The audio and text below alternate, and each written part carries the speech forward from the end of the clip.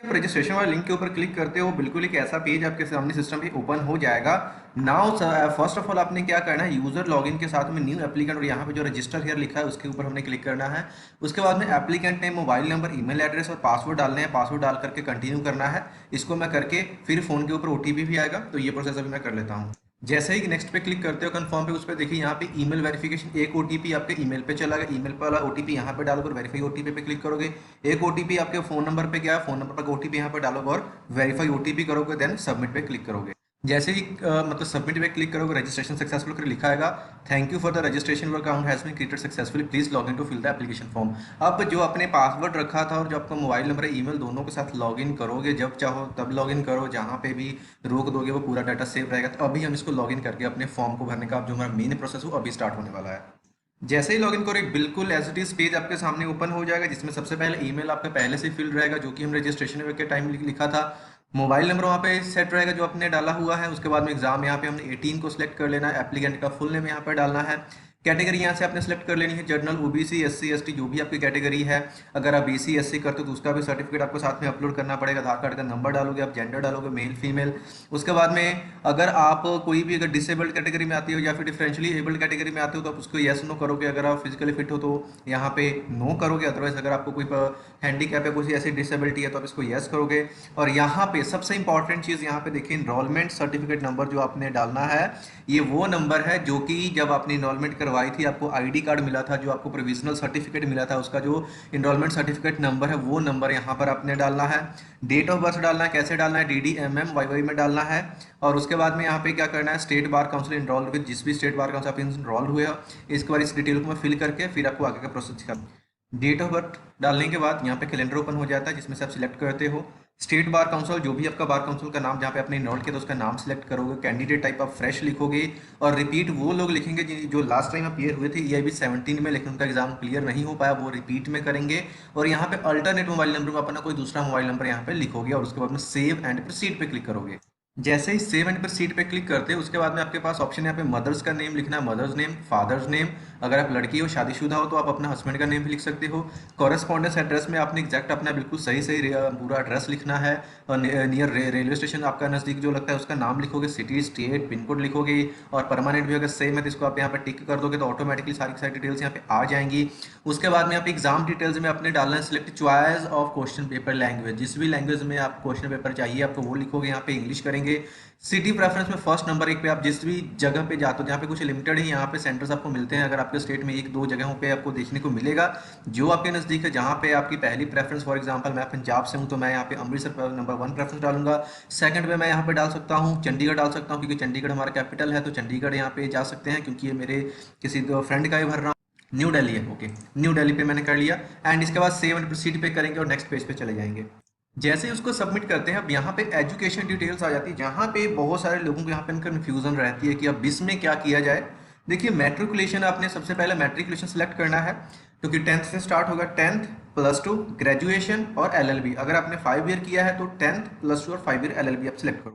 अभी students exam को first time भर रहे हैं और उनकी प्रिपरेशन नहीं है, उनके लिए हमारे पास एक EIB रजिस्ट्रेशन प्रिपरेशन प्रोग्राम है, जिसमें हम previous 5 EIB exam question papers with solution यानी सॉल्व किया हुआ और साथ में 100 इंपॉर्टेंट केस लॉस की लिस्ट और यहाँ पे 2 रिकॉर्डेड सेशंस हम दे रहे हैं। इन सभी चीज़ों को आप अच्छे से अगर पढ़ते हो तो आपका जो फर्स्ट टाइम एग्जाम जरूर से क्लियर हो जाएगा, जिसका प्राइस सिर्फ यहाँ पे 650 रुपीज़ रखा गया है। अगर आप इसको लेना चाहते हो या इसकी ज़्यादा जानकारी चाहते हो तो आपको डिस्क्रिप्शन या कमेंट बॉक्स में लिंक मिल जाएगा, तो वहाँ से आप इसको ऑर्डर कर सकते हो और EIB रजिस्ट्रेशन करने के बाद आप EIB प्रिपरेशन प्रोग्राम में इनरोल होकर अपनी प्रिपरेशन अच्छे से कर सकते हो। Okay, done. तो यहाँ पे मैट्रिकुलेशन सेलेक्ट करेंगे, उसका सब्जेक्ट है। देखिए, मैट्रिकुलेशन में सब्जेक्ट्स के आपको मतलब अलग अलग इंडिविजुअली नाम लिखने की जरूरत नहीं है। आप यहाँ पे ऑल भी लिख सकते हो कि सारे सब्जेक्ट्स ऑलमोस्ट हमारे यहाँ पे कंपलसरी होते हैं। इंस्टीट्यूट का नाम लिखोगे जहाँ से आपने मैट्रिकुलेशन किया था, उसका नाम लिखोगे यहाँ पे, जो भी आपका स्कूल था।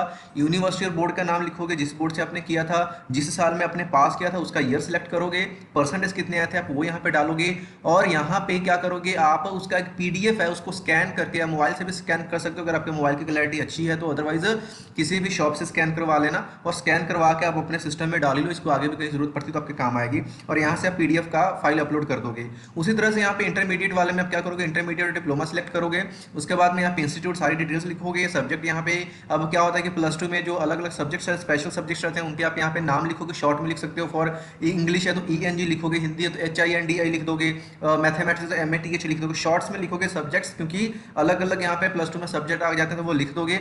और ये ध्यान में रखो, इसमें अगर कोई मिस्टेक भी हो जाए तो इसका कोई इतना ज़्यादा मैटर होता नहीं है, क्योंकि यहाँ पे जो PDF यहाँ पे अपलोड कर रहे हैं वो चीज़ यहाँ पे वो ज़्यादा ही कंसीडर करता है, बट स्टिल यहाँ पे अपनी चीज़ें को सही लिखना है। पासिंग ईयर लिखोगे, परसेंटेज ऑफ मार्क्स लिखोगे, देन आफ्टर ग्रेजुएशन की डिटेल्स यहाँ पे आ जाएंगी। अगर आपने ग्रेजुएशन कर रखा है तो उसकी पूरी यहाँ पे डिटेल लिखोगे।